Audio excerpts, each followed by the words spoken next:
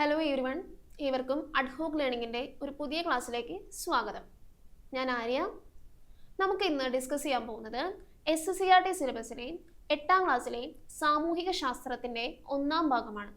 അതിലെ ആദ്യത്തെ പാഠത്തിൻ്റെ പേരാണ് അധിനിവേശവും ചെറുത്തുനിൽപ്പും.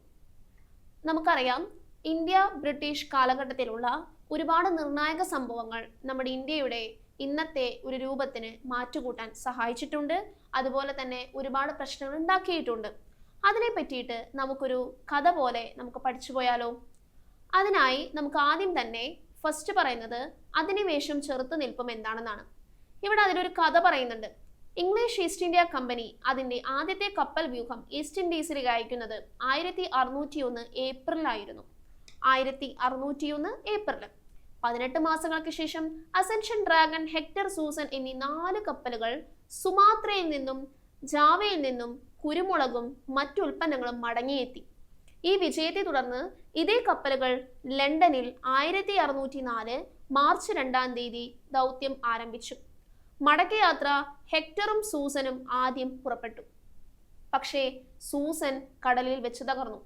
പിന്നാലെ വന്ന അസെൻഷനും ഡ്രാഗണും ഹെക്ടറിനെ രക്ഷിക്കുമ്പോഴേക്കും കടലിൽ ഉഴറി നടക്കുകയായിരുന്ന ആ കപ്പലിലെ മിക്ക നാവികരും മരണപ്പെട്ടു.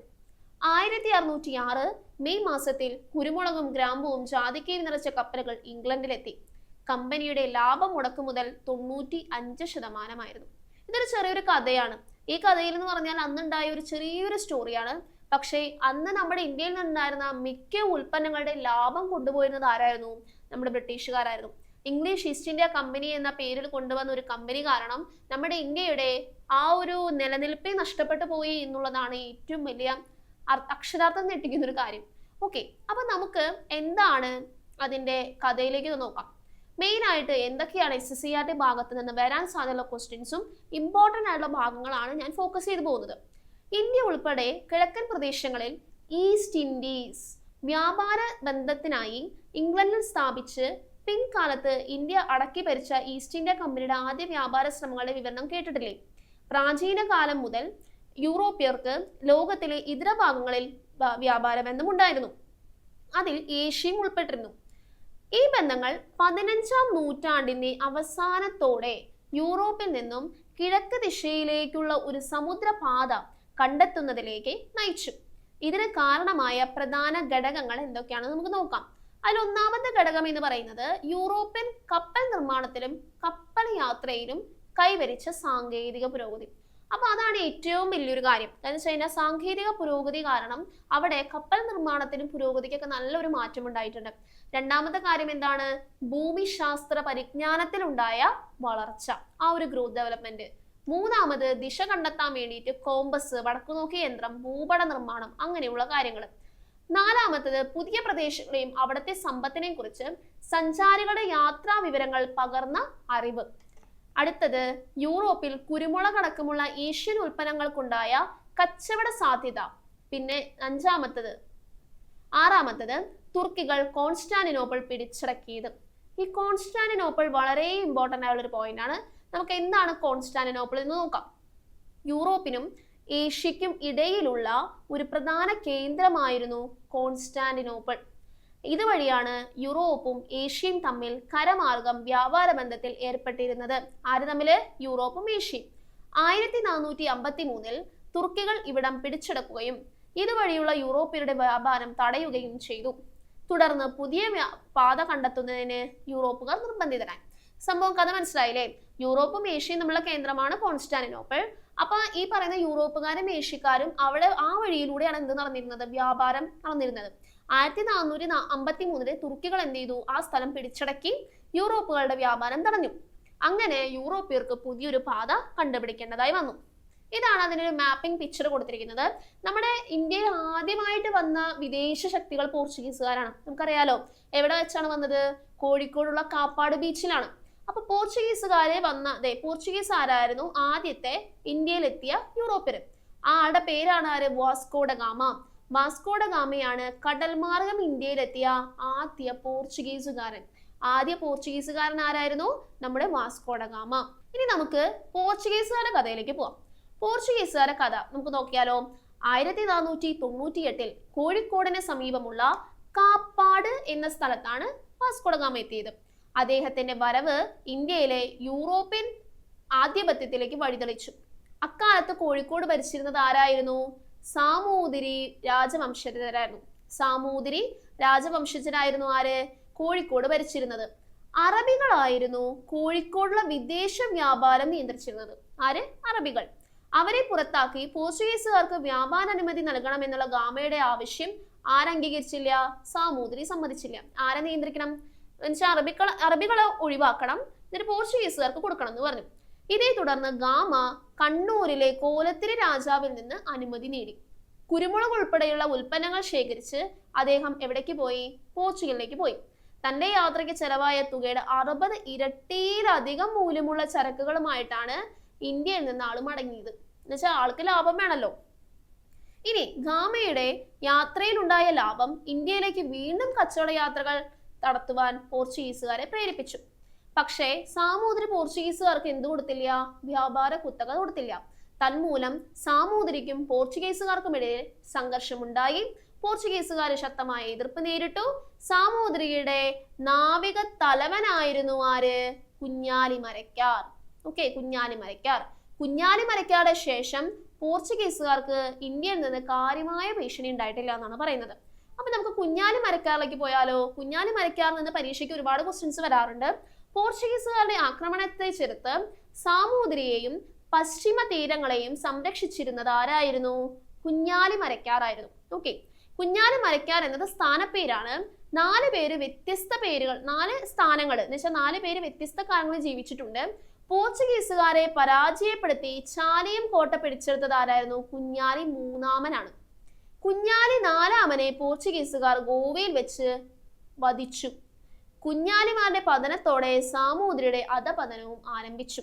അപ്പൊ സാമൂതിരിയുടെ വലങ്കയും കൂടിയാണ് ആരെന്ന് പറയാം? നമുക്ക് കുഞ്ഞാലിമരയ്ക്കാർ എന്ന് പറയാം. ഇത് അന്ന് അവർ കൊണ്ടുവന്ന പുതിയ കാര്യങ്ങൾ, സ്ഥലങ്ങൾ എന്ന് വെച്ചാൽ ടേബിൾ, ചെയർ, അലമാര. അപ്പൊ ഇതൊക്കെ നമ്മൾ ആരുടെ കോൺട്രിബ്യൂഷൻ ആണ്? പോർച്ചുഗീസുകാരുടെ കോൺട്രിബ്യൂഷൻസ് ആണ്. അടുത്തത് മാനുവൽ കോട്ടയുടെ ഒരു ഭാഗമാണ് കൊടുത്തിരിക്കുന്നത്.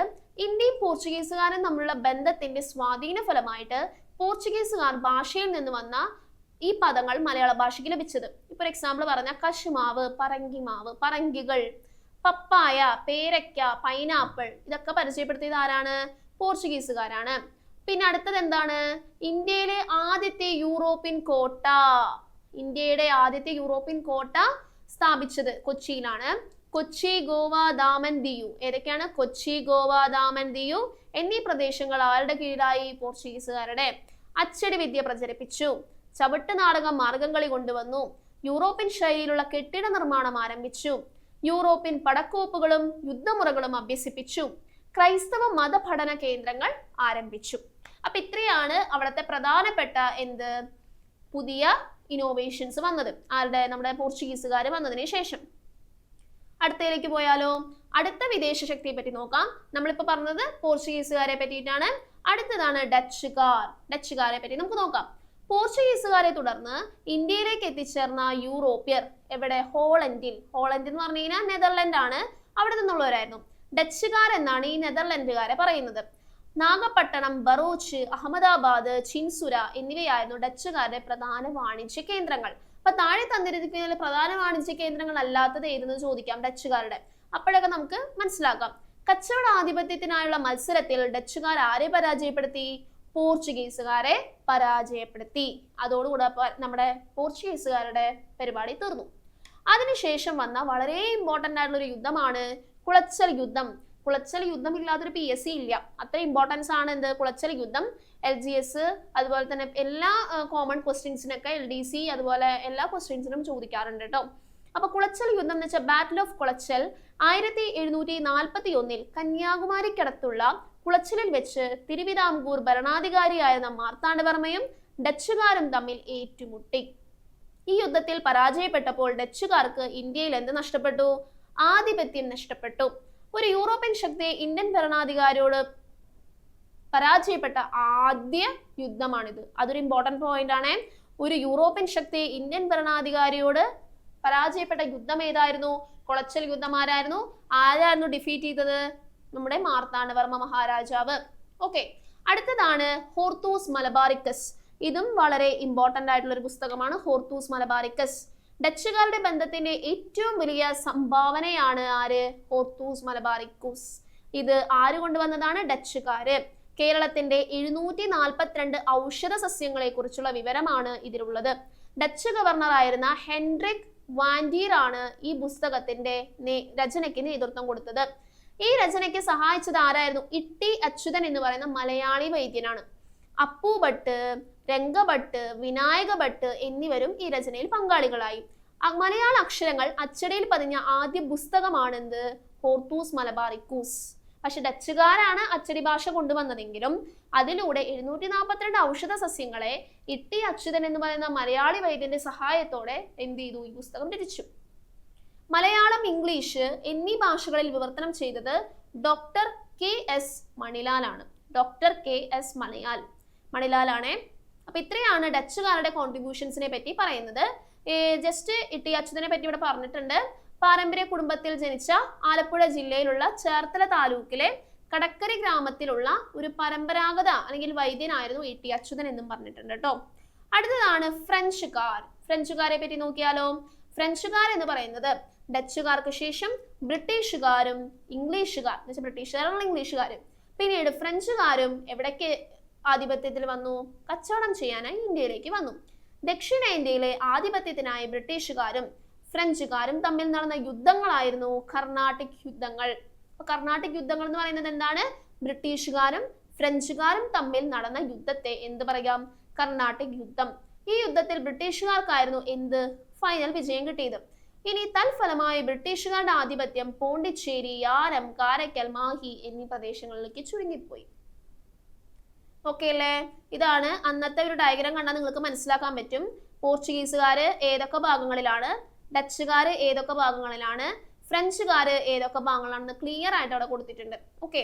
പിന്നെ ഇവിടെ പറയുന്നുണ്ട് എന്താണ് കർണാട്ടിക് യുദ്ധങ്ങൾ എന്ന് പറയുന്നുണ്ട്. ഇന്ത്യയിൽ ഫ്രഞ്ചുകാരും ബ്രിട്ടീഷുകാരും തമ്മിലുള്ള യുദ്ധത്തെ കർണാട്ടിക് യുദ്ധം എന്ന് വിളിച്ചു.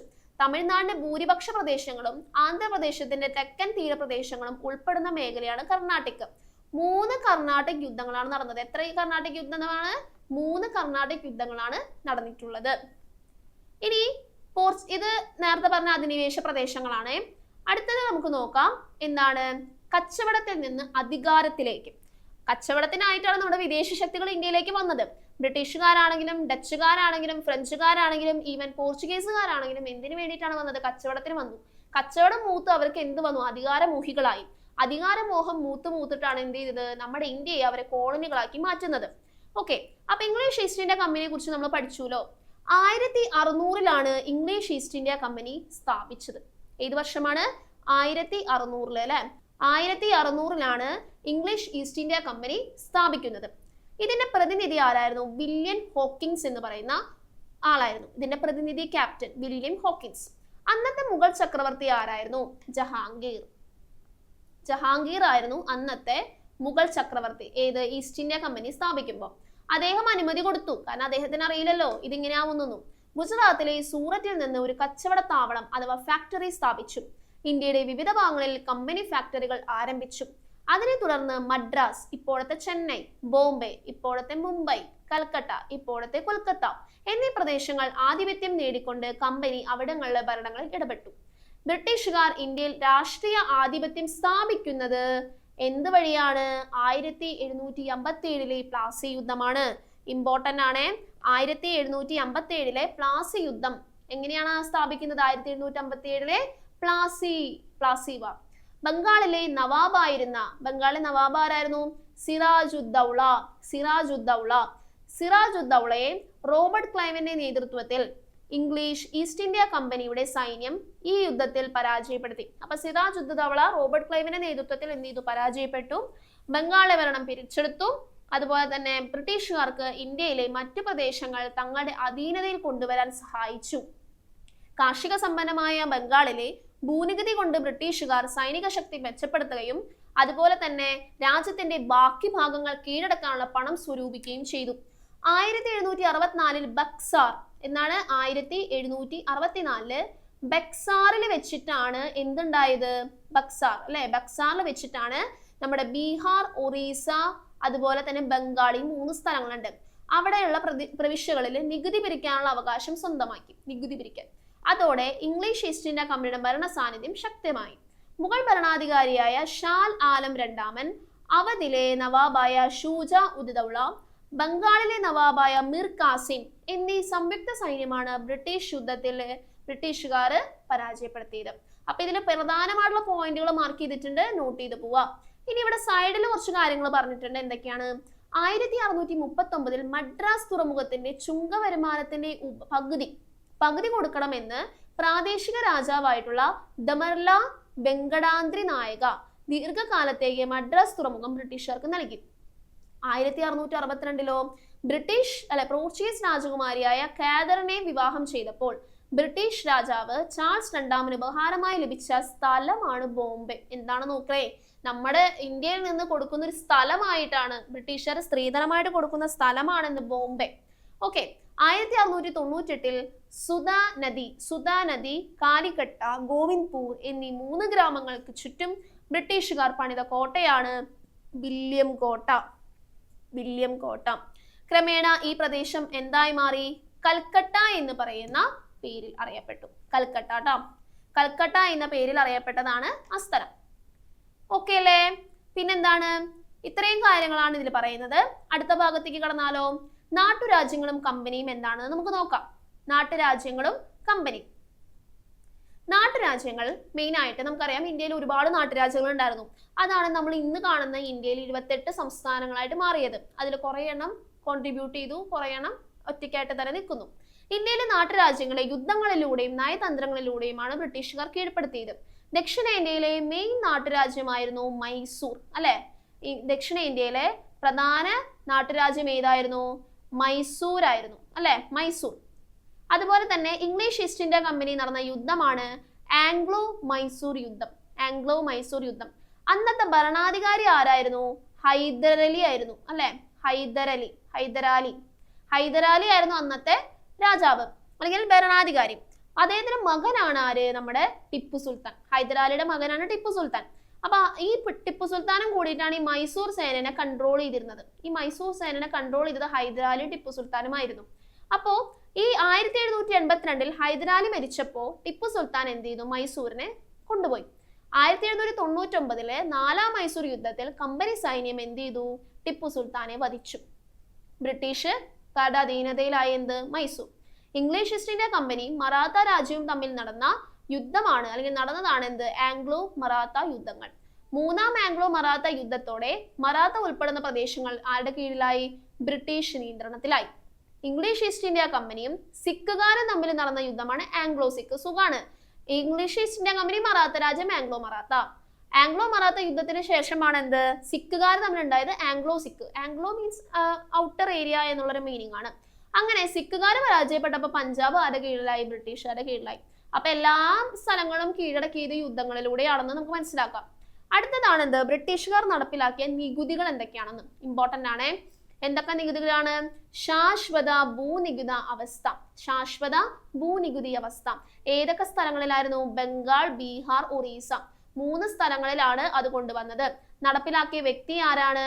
കോൺവാലീസ് പ്രഭു ആയിരുന്നു ഈ പറയുന്ന ശാശ്വത ഭൂനികുതി വ്യവസ്ഥ 1793 ഇന്ത്യ മീൻസ് ഒറീസ, ബീഹാർ, ബംഗാളിലൊക്കെ ഉണ്ടായിരുന്നത്. സവിശേഷതകൾ എന്തൊക്കെയാണ്? ഭൂവുടമകളായിരുന്ന സെമീന്ദാർമാർ ബ്രിട്ടീഷുകാർക്ക് വേണ്ടി ഉയർന്ന നിരക്കിൽ എന്ത് ചെയ്തു? നികുതി പിരിച്ചു. വിളവിലെ ഏറ്റക്കുറച്ചിലോ പരിഗണിക്കാതെ നിശ്ചിത തുക കർഷകർക്ക് എന്തായിട്ട് കൊടുക്കണം എന്ന് പറഞ്ഞു? നികുതിയായിട്ട് നൽകണമെന്ന് പറഞ്ഞു. രണ്ടാമത്തത് എന്തായിരുന്നു? റയറ്റ് വാരി സമ്പ്രദായം. റയറ്റ് വാരി അല്ലെ 1820. ദക്ഷിണേന്ത്യ, ഡെക്കാൻ ഇവിടെയൊക്കെയായിരുന്നു. തോമസ് മൺറോ, അലക്സാണ്ടർ റീഡ് ആയിരുന്നു ഇതിന് നേതൃത്വം വഹിച്ചത്. കർഷകരെ ഭൂവുടമകളായി പരിഗണിച്ചു. ബ്രിട്ടീഷുകാർ കർഷകരിൽ നിന്ന് നേരിട്ട് നികുതി പിരിച്ചു. നികുതി നൽകുന്നതിൽ വീഴ്ച വരുത്തിയ കർഷകരെ ഭൂമി ബ്രിട്ടീഷുകാർ പിടിച്ചെടുത്തു. ഇത്രയായിരുന്നു റയറ്റ് വാരി സമ്പ്രദായത്തിൽ ഉണ്ടായിരുന്നത്. 3ാമത്തെ സമ്പ്രദായമാണ് മഹൽവാരി സമ്പ്രദായം 1822. ഉത്തരേന്ത്യ, മധ്യേന്ത്യ, പഞ്ചാബ് 3 സ്ഥലങ്ങളിലാണ് വരുന്നത്. അതിന് നേതൃത്വം വഹിച്ചത് ആരാണ്? Holt Mackenzie. ഗ്രാമത്തെ ഒരു യൂണിറ്റായി കണക്കാക്കി നികുതി പിരിച്ചു. നികുതിയിൽ വീഴ്ച വരുത്തുന്ന ഗ്രാമത്തെ ബ്രിട്ടീഷ് ഇന്ത്യയോട് കൂട്ടിച്ചേർത്തു. ഇത്രയുമാണ് വരുന്നത് കേട്ടോ. ഓക്കെ.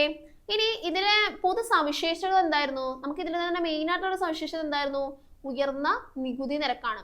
പിന്നെ കർഷകരെ വേണ്ടത്ര പരിഗണിച്ചില്ല, അങ്ങനത്തെ കുറെ കാര്യങ്ങളുണ്ട്. ബ്രിട്ടീഷുകാർക്ക് നികുതി സമ്പ്രദായത്തിന്റെ ഫലമായി കൃഷിഭൂമി നഷ്ടപ്പെടാതിരിക്കാൻ വേണ്ടിയിട്ടാണ് പണമിടപാടുകാരിൽ നിന്ന് പണം കടം മേടിക്കാൻ കർഷകർ നിർബന്ധിതരായി.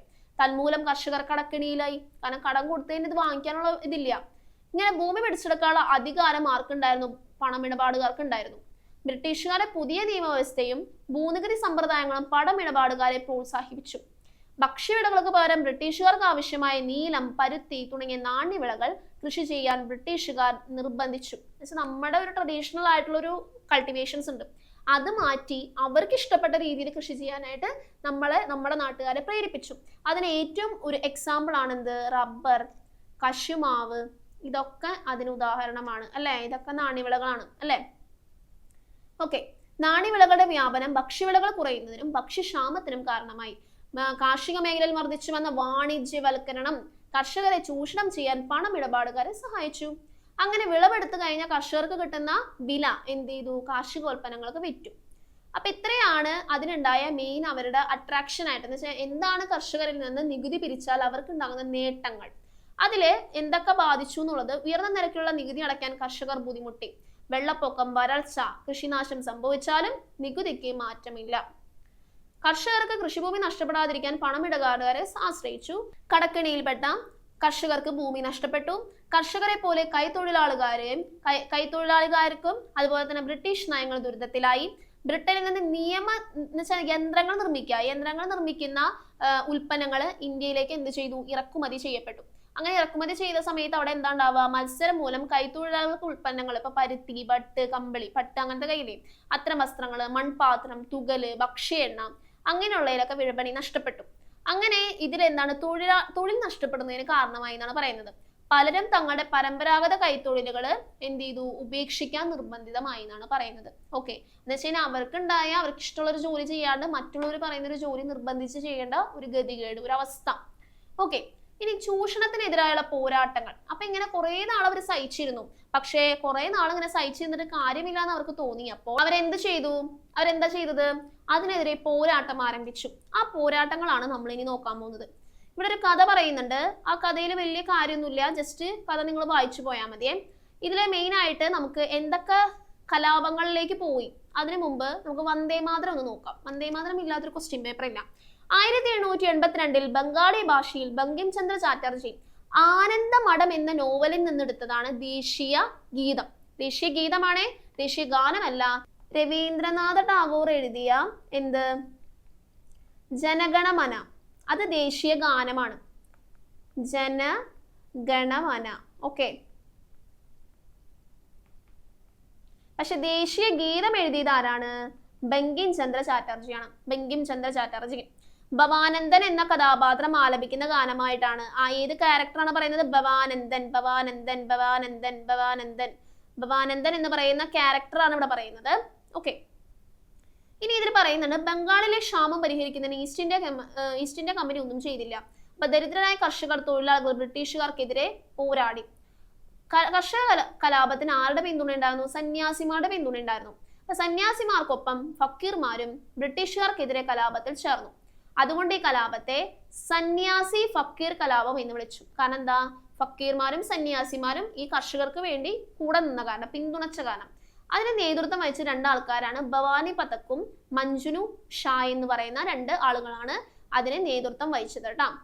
ഓക്കെ, അപ്പൊ നമുക്ക് നോക്കിയാലോ എന്തൊക്കെയാണ് നേതൃത്വം വഹിച്ചതെന്ന്. കൃഷിയിൽ നിന്ന് കലാപത്തിലേക്ക് നമുക്ക് നോക്കാം.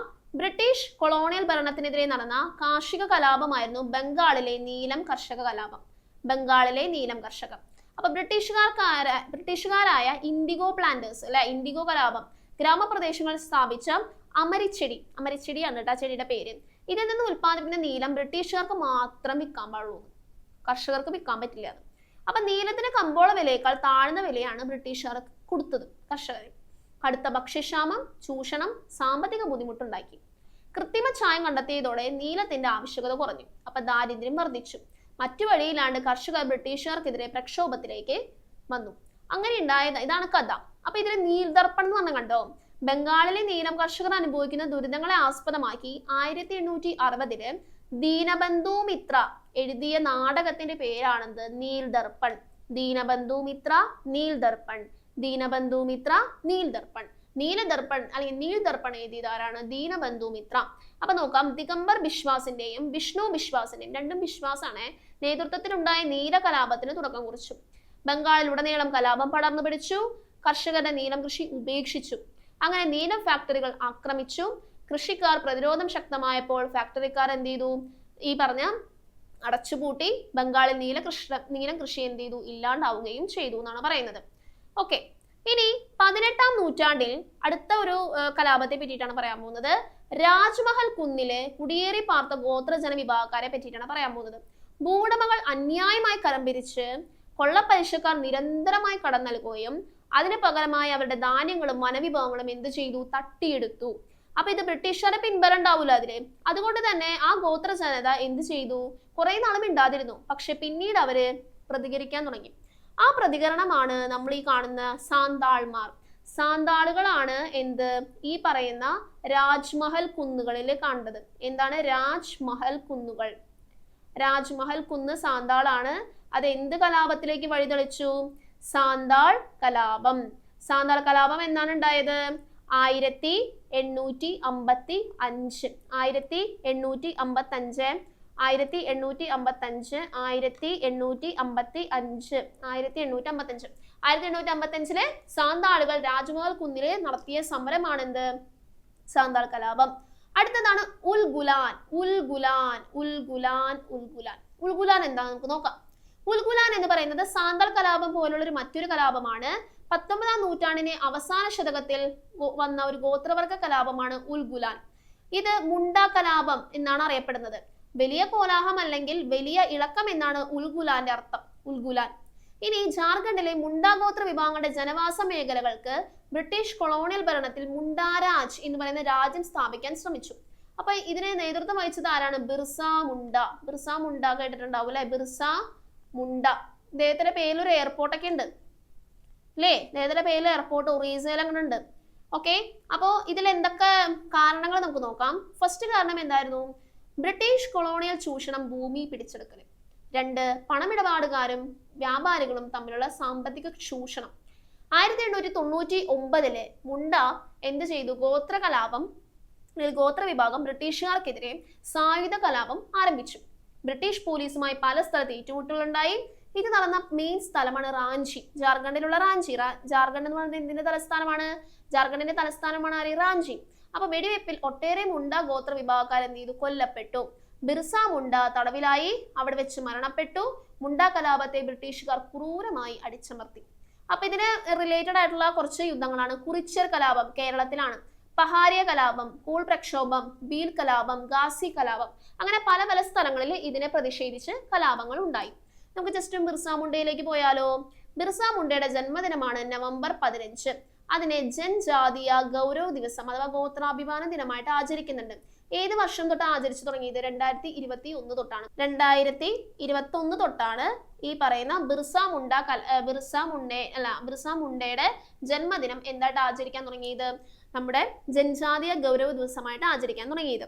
ഇന്ത്യൻ പാർലമെന്റിൽ ഛായാചിത്രം സ്ഥാപിച്ച് ആദരിക്കപ്പെട്ടിട്ടുള്ള ഏക ഗോത്ര ജനതയാണ് ബിർസ.